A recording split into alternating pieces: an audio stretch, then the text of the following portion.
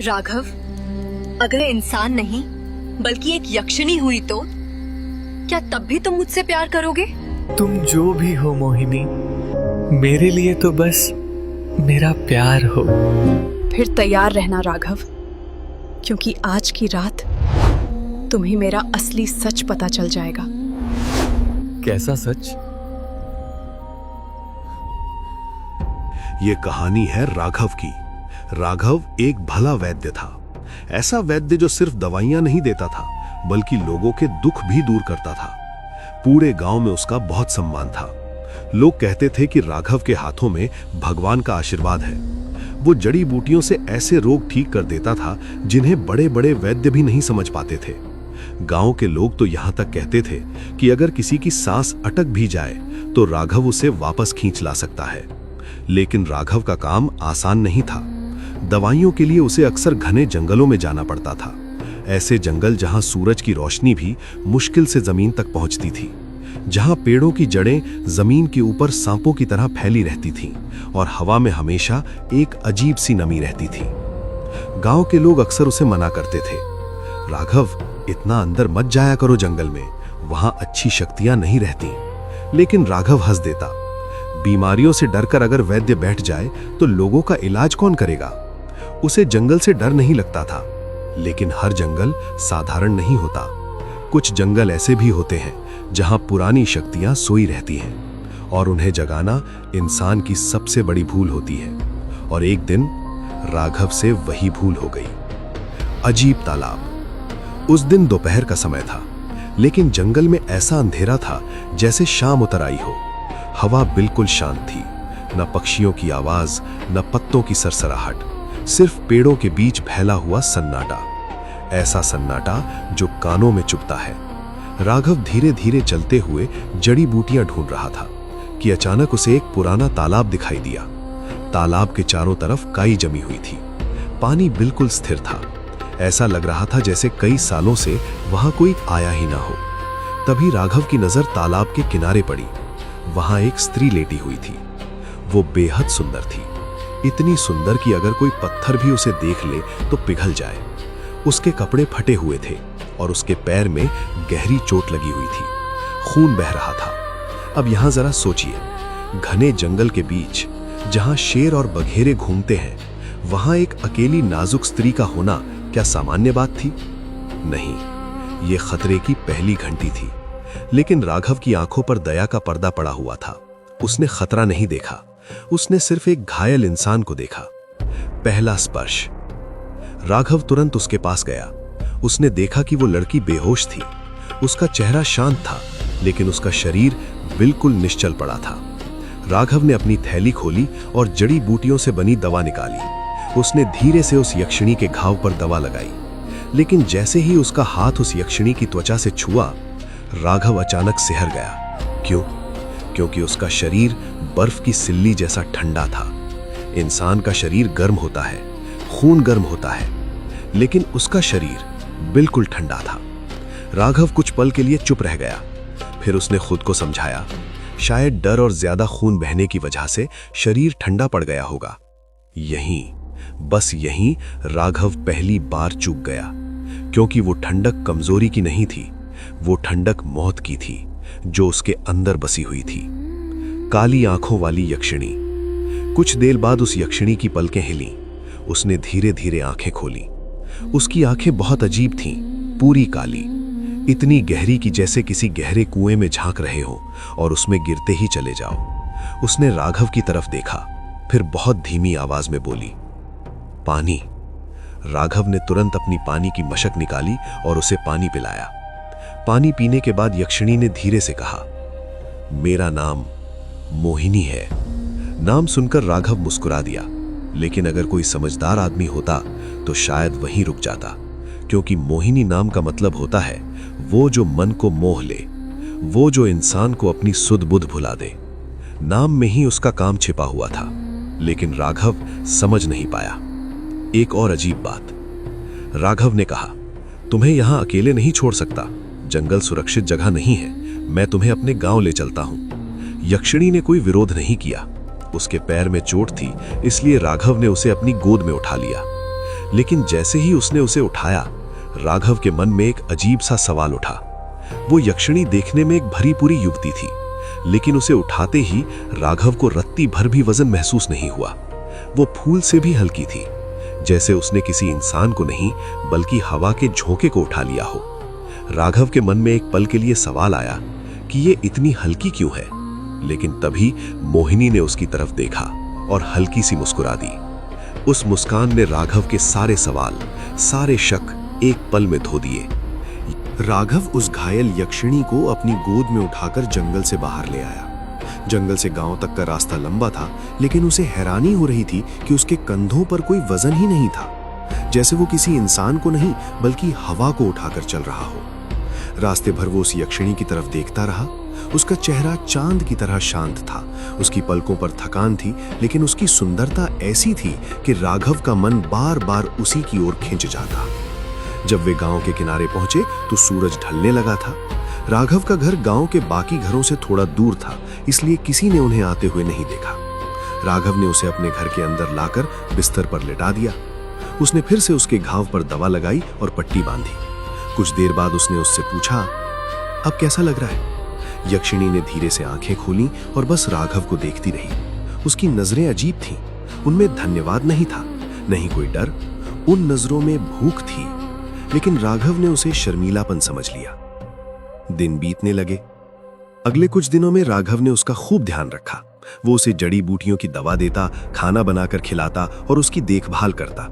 धीरे धीरे उसका घाव भरने लगा, लेकिन इसी दौरान एक और चीज बदलने लगी। राघव खुद बदलने लगा।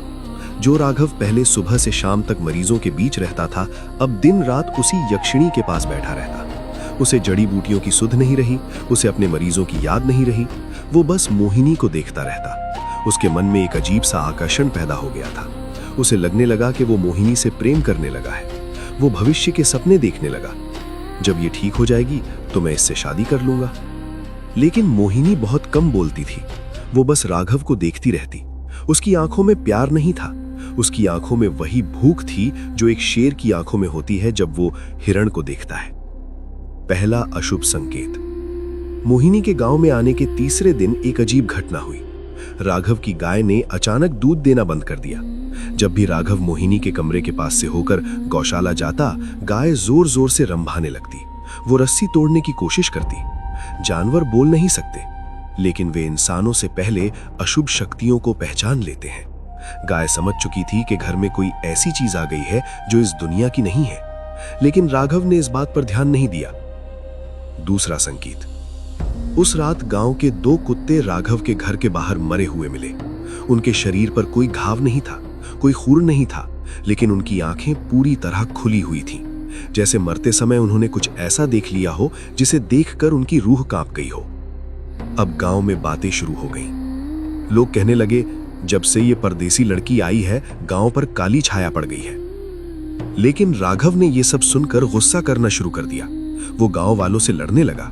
वो कहता, तुम लोग जलते हो उससे, वो बेचारी अनाथ है और तुम उसे अपशकुन कह रहे हो। कहते हैं, विनाश काले विपरीत बुद्धि। राघव के साथ भी यही हो रहा था। वो अपनों से लड़ रहा था, एक अनजान यक्षिणी के लिए। पुजारी की चेतावनी। एक दिन गांव के मुख्य पुजारी शास्त्री जी राघव के घर पहुंचे। शास्त्री जी बहुत ज्ञानी व्यक्ति थे।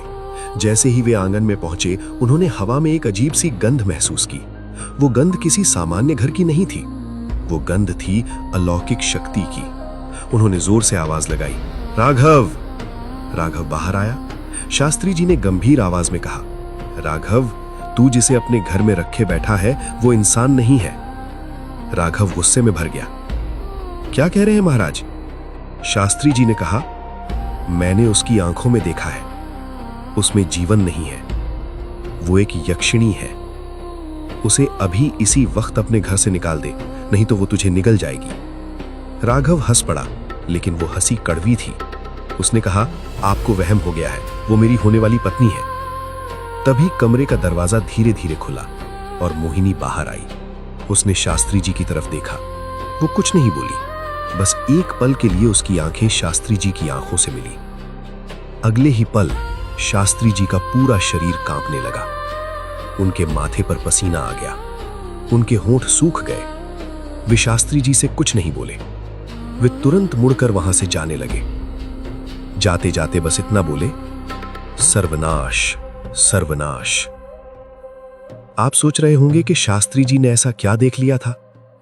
उन्होंने मोहिनी की आंखों में झांका था और वहां उन्होंने अपनी मौत देख ली थी। शास्त्री जी के जाने के बाद राघव का मन थोड़ा बेचैन हो गया था।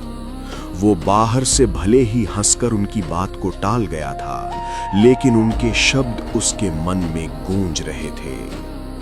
वो इंसान नहीं है, वो एक यक्षिणी है। राघव ने खुद को समझाया, ये सब वहम है, लोग बेवजह डर रहे हैं।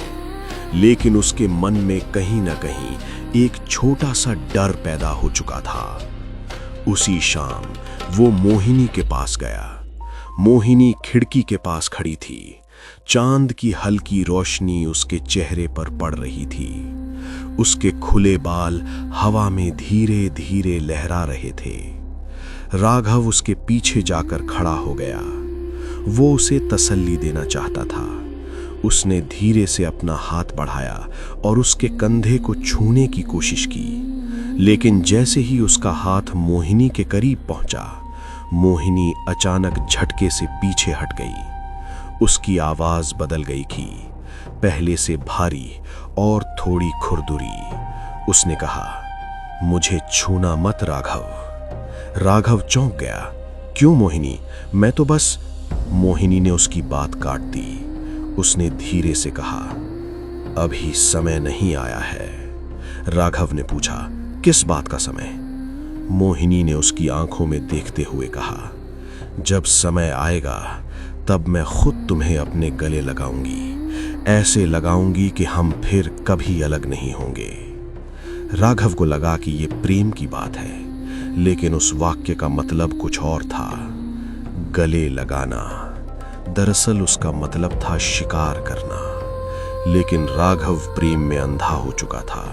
वो उस बात को समझ नहीं पाया। सबसे बड़ा संकेत। अगली सुबह राघव आंगन में बैठा जड़ी बूटियां सुखा रहा था। आसमान साफ था। सूरज की तेज रोशनी पूरे आंगन में फैल रही थी। तभी मोहिनी घर से बाहर आई और राघव के पास आकर खड़ी हो गई। सूरज की रोशनी दोनों पर पड़ रही थी। राघव की नजर अचानक जमीन पर पड़ी। उसने देखा कि उसकी अपनी परछाई जमीन पर साफ दिखाई दे रही थी, एक लंबी काली परछाई। फिर उसकी नजर धीरे धीरे मोहिनी की तरफ गई और अगले ही पल उसका खून जम गया। जमीन पर उसकी कोई परछाई नहीं थी। मोहिनी की सांस अटक गई। उसने अपनी आंखें मलकर फिर से देखा।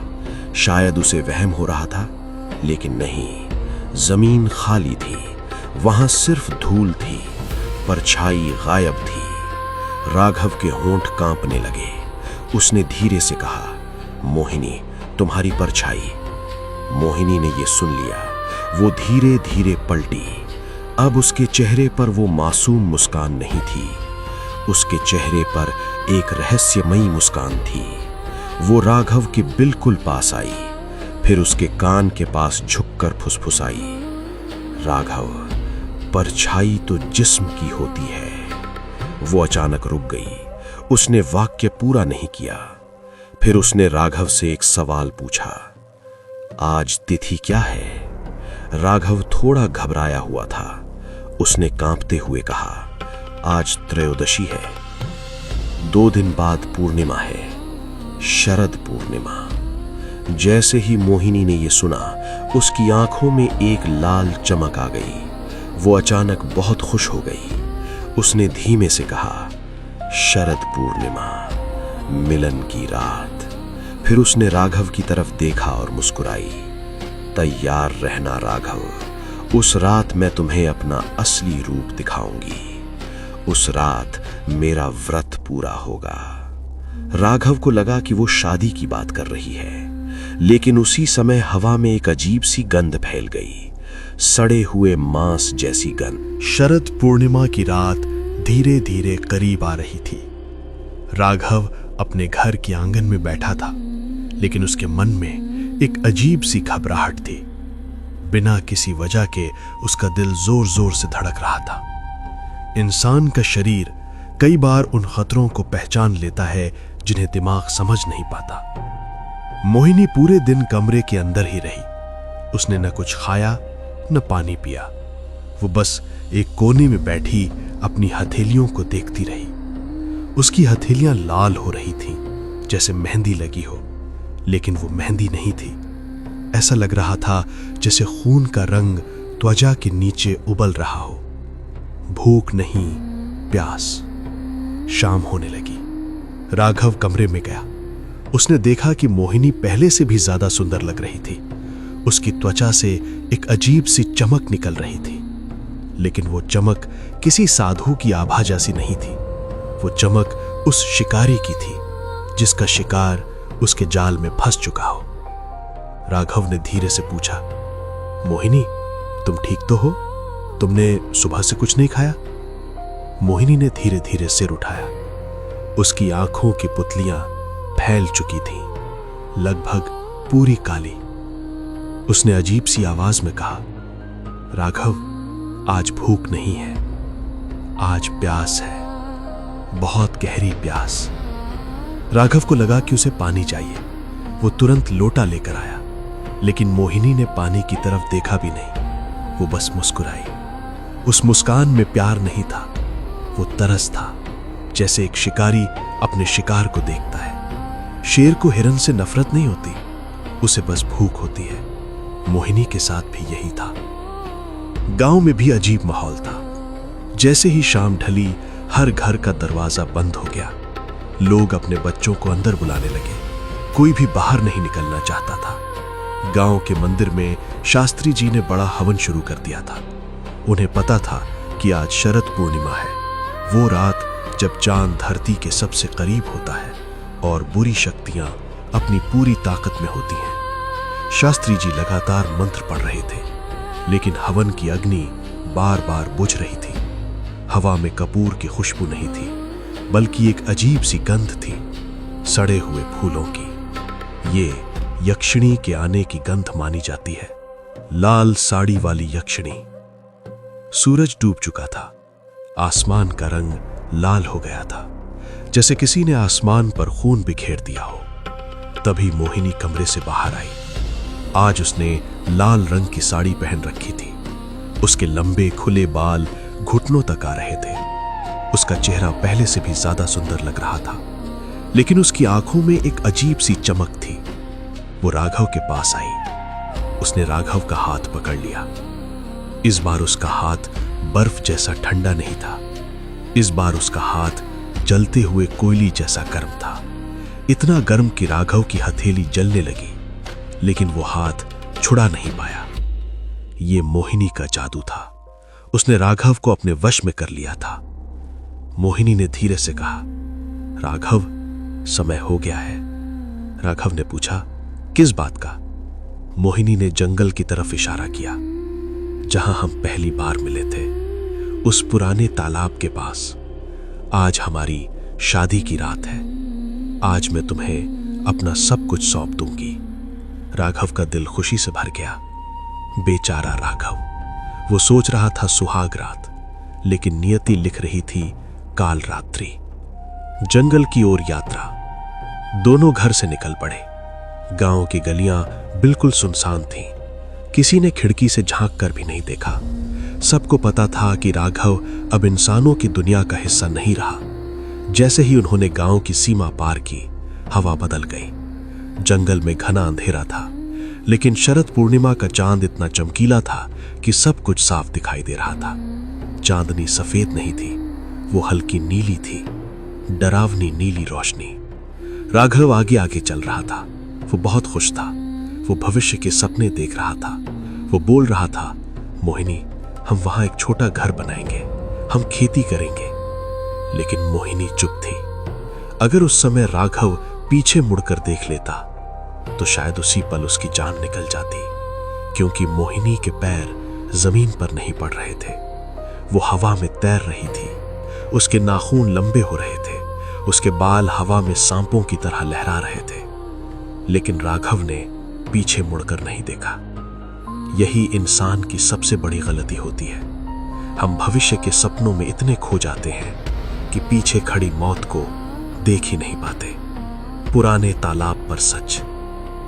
आखिरकार वे दोनों उसी पुराने तालाब के पास पहुंच गए, वही जगह जहां राघव ने उसे पहली बार देखा था।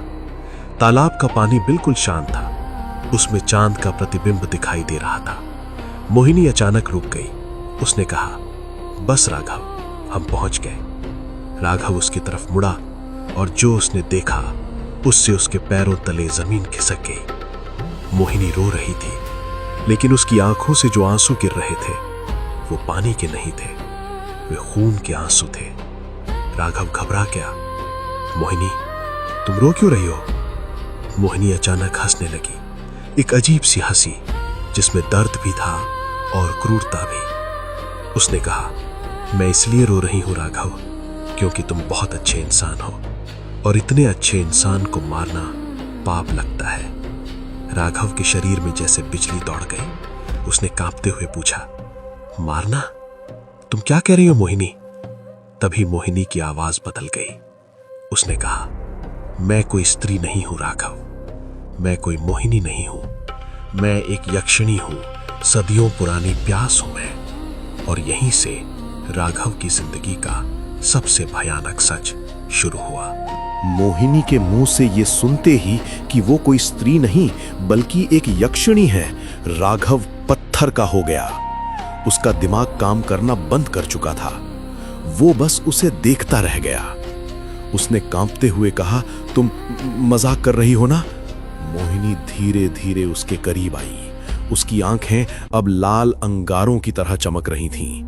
उसने कहा, मजाक नहीं राघव, ये मजाक नहीं है।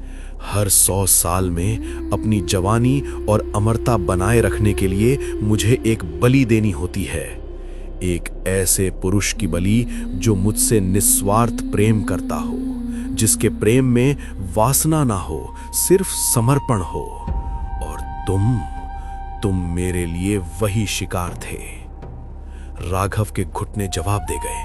वो जमीन पर बैठ गया, डर से नहीं, टूटे हुए दिल से। जिस औरत के लिए उसने अपने गांव वालों से लड़ाई की, जिसके लिए उसने अपना धर्म, अपना काम सब कुछ छोड़ दिया, वो उसे सिर्फ भोजन समझती थी। राघव की आंखों में आंसू आ गए। उसने धीमे से पूछा, तो वो सब, वो प्यार, वो साथ, सब झूठ था? मोहिनी उसके बिल्कुल सामने आकर खड़ी हो गई। उसने दोनों हाथों से राघव का चेहरा पकड़ लिया। उसके नाखून राघव की त्वचा में चुभ रहे थे। उसने कहा, हाँ राघव, वो सब एक जाल था। जैसे शिकारी दाना डालता है, मैंने प्रेम का दाना डाला और तुम उसे चुगते रहे। अचानक कुछ बदल गया। अब वो पला चुका था। मोहिनी ने अपना हाथ राघव के गले पर रखा। बस एक हल्का सा दबाव और राघव की कहानी खत्म हो जाती। लेकिन अचानक उसका हाथ कांपने लगा। क्यों? क्योंकि राघव का प्रेम साधारण नहीं था। राघव ने उसकी सेवा उस समय की थी जब वो घायल थी। उसने उसे तब अपनाया था जब वो अकेली थी। हजारों सालों में शायद पहली बार किसी इंसान ने उसे बिना डर के अपनाया था। और पहली बार उसके पत्थर दिल में एक दरार पड़ गई थी। लेकिन समय बहुत कम था। आसमान में बादल गरजने लगे, हवा तेज हो गई। जंगल के पेड़ों के पीछे अजीब अजीब काली परछाइयां दिखाई देने लगीं। पिशाच, बेताल और कई बुरी आत्माएं, वे सब वहां जमा हो चुके थे। वे इंतजार कर रहे थे कि कब मोहिनी राघव का कलेजा निकाले और बचा हुआ मांस उन्हें मिले। हवा में फुसफुसाहट गूंजने लगी, मारो उसे, मारो, समय बीत रहा है, सूर्योदय से पहले बलि दो। मोहिनी ने चारों तरफ देखा। उसे समझ आ गया कि अब वो अकेली नहीं है। उसकी अपनी ही बिरादरी उसे घेर चुकी थी। अगर उसने राघव को नहीं मारा तो वे सब मिलकर उसे भी खत्म कर देंगे। राघव का अंतिम शब्द। राघव ने यह सब देख लिया। उसने धीरे से अपनी आंखें बंद कर लीं। उसने कोई विरोध नहीं किया। उसने धीरे से कहा, अगर मेरी जान से तुम्हारी भूख मिटती है मोहिनी, तो ले लो, मुझे तुमसे कोई शिकायत नहीं। मेरा प्यार सच्चा था, शायद इसीलिए मैं हार गया। राघव के ये शब्द सुनकर मोहिनी के अंदर कुछ टूट गया। हजारों सालों में पहली बार किसी ने उससे अपनी जान की भीख नहीं मांगी थी, बल्कि अपनी जान उसके नाम कर दी थी। और तभी जंगल के अंधेरे से एक विशाल काला साया राघव की तरफ झपटा। वो एक पिशाच था। वो इंतजार नहीं कर सका, उसे राघव का ताजा खून चाहिए था। अचानक एक चीख गूंजी। जैसे ही वो काला साया राघव के गर्दन तक पहुंचा, एक भयानक चीख जंगल में गूंजी। लेकिन वो चीख राघव की नहीं थी, वो उस पिशाच की थी। राघव ने आंखें खोली और जो उसने देखा उससे उसका दिल रुकते रुकते बचा। मोहिनी उसके सामने खड़ी थी। उसने अपने एक हाथ से उस पिशाच को पकड़ रखा था। उसका हाथ जल रहा था, उससे धुआं निकल रहा था, लेकिन उसने उस पिशाच को राघव तक पहुंचने नहीं दिया। मोहिनी ने एक झटके में उस पिशाच को दूर फेंक दिया। फिर वो गरज कर बोली, ये मेरा शिकार है, इसका फैसला मैं करूंगी, कोई और इसे हाथ नहीं लगाएगा। लेकिन असली कारण कुछ और था। वो उसे बचा रही थी, क्योंकि अब उसके अंदर की यक्षिणी और इंसान आपस में लड़ रहे थे। महायुद्ध। अब जंगल में कोहराम मच गया। सैकड़ों पिशाच और बुरी आत्माएं बाहर आ गईं। हवा में आवाजें गूंजने लगीं। तुम नियम तोड़ रही हो मोहिनी, अगर बलि नहीं दी तो तुम राख बन जाओगी। मोहिनी राघव के सामने चट्टान बनकर खड़ी हो गई। उसने राघव की तरफ देखे बिना कहा, राघव, आंखें बंद कर लो, ये दृश्य तुम्हारे देखने लायक नहीं है। राघव ने कांपती हुए अपनी आंखें बंद कर ली और फिर जंगल में तांडव शुरू हो गया। एक अकेली यक्षिणी सैकड़ों पिशाचों से लड़ रही थी। हवा में चीखें गूंजने लगीं, गुर्राहट, हड्डियों के टूटने की आवाज, मांस के फटने की आवाज। राघव कुछ देख नहीं सकता था, वो सिर्फ सुन सकता था। हर आवाज के साथ उसका दिल बैठ जाता। उसे पता था जिस राक्षस को वो प्यार करता था, वो आज उसी के लिए अपनी जान दांव पर लगा रही है। लेकिन असली फैसला अभी बाकी था, क्योंकि सूरज उगने वाला था और अगर सूर्योदय तक बलि नहीं दी गई तो यक्षिणी का अंत निश्चित था। जंगल में भयानक युद्ध चल रहा था। राघव अपनी आंखें बंद किए खड़ा था। चारों तरफ चीखें गूंज रही थीं। हवा में गुर्राहट, संघर्ष और मांस के फटने की आवाजें भर गई थी। एक अकेली यक्षिणी सैकड़ों पिशाचों और बुरी आत्माओं से लड़ रही थी। हर पल ऐसा लग रहा था कि अब सब खत्म हो जाएगा। समय तेजी से बीत रहा था। राघव को बीच बीच में मोहिनी की कराह सुनाई देती। उसे चोट लग रही थी। वो शक्तिशाली थी, लेकिन अपनी ही बिरादरी से लड़ने पर उसकी शक्तियां कमजोर पड़ रही थीं। जिस जादू से उसने राघव को मोहित किया था, आज वही जादू उसकी ढाल बन गया था। लेकिन इस सुरक्षा की कीमत मोहिनी अपने खून से चुका रही थी। भोर का संकेत। धीरे धीरे समय बीतता गया। अचानक जंगल में एक बदलाव आया। हवा ठंडी हो गई। पूरब दिशा में आसमान हल्का नीला होने लगा। पेड़ों के बीच से पहली चिड़ियों की चहचहाहट सुनाई देने लगी। सूरज की पहली किरण निकलने वाली थी। ये देखकर बाकी सारी बुरी आत्माएं घबरा गईं। सूरज की रोशनी उनके लिए जहर होती है। एक एक करके सारे पिशाच और साए अंधेरे जंगल में भागने लगे। कुछ ही पलों में जंगल फिर से शांत हो गया, जैसे वहां कभी कुछ हुआ ही ना हो। राघव की आंखें खुली। राघव ने धीरे धीरे अपनी आंखें खोली और सामने का दृश्य देखकर उसका दिल कांप उठा। मोहिनी जमीन पर गिरी हुई थी। उसका सुंदर चेहरा वापस इंसान जैसा हो गया था, लेकिन वो बेहद कमजोर लग रही थी। उसके शरीर से हल्का हल्का धुआं निकल रहा था, जैसे कोई गीली लकड़ी धीरे धीरे सुलग रही हो। राघव घबरा कर उसके पास दौड़ा। उसने मोहिनी का सिर अपनी गोद में रख लिया। उसकी आंखों में आंसू भर आए। मोहिनी, देखो, सब भाग गए, हम बच गए। राघव खुश हो रहा था, लेकिन मोहिनी ने मुश्किल से अपनी आंखें खोली। उसने राघव की तरफ देखा और हल्की सी मुस्कान दी। उसने धीमे स्वर में कहा, तुम बच गए राघव, मैं नहीं। राघव का दिल बैठ गया। तुम क्या कह रही हो? मैं तुम्हें कुछ नहीं होने दूंगा। मेरे पास जड़ी बूटियां हैं, मैं तुम्हें ठीक कर दूंगा। मोहिनी ने उसका हाथ पकड़कर रोक लिया। उसका हाथ अब गर्म नहीं था, वो राख जैसा भुरभुरा हो चुका था। श्राप का अंत। मोहिनी ने धीरे से कहा, राघव, तुम्हें याद है मैंने क्या कहा था? अगर शरद पूर्णिमा की रात मैं बलि नहीं दूंगी तो सूरज की पहली किरण मुझे भस्म कर देगी। यही मेरा श्राप है और यही मेरी मुक्ति भी। राघव रोने लगा। नहीं मोहिनी, तुम ऐसा नहीं कर सकती। तुमने मुझे क्यों बचाया? मुझे मर जाने देती। मोहिनी ने धीरे से उसका गाल छुआ। उसकी आंखें अब बिल्कुल साफ थीं। अब उनमें कोई अंधेरा नहीं था। वो बिल्कुल इंसान जैसी लग रही थी। उसने कहा, राघव, मैंने हजारों साल जिया, सैकड़ों लोगों को छला, उनका दिल खाया, लेकिन तुमने मुझे वो दिया जो किसी ने नहीं दिया। तुमने मुझे इंसान होने का एहसास दिया। मेरा पेट तो भर जाता, लेकिन मेरी आत्मा भूखी रह जाती। अंतिम इच्छा। सूरज की रोशनी धीरे धीरे पेड़ों के बीच से झांकने लगी। मोहिनी के पैरों से धूल उड़ने लगी। उसका शरीर धीरे धीरे राख में बदल रहा था। मोहिनी ने आखिरी बार कहा, राघव, मेरी एक बात मानोगे?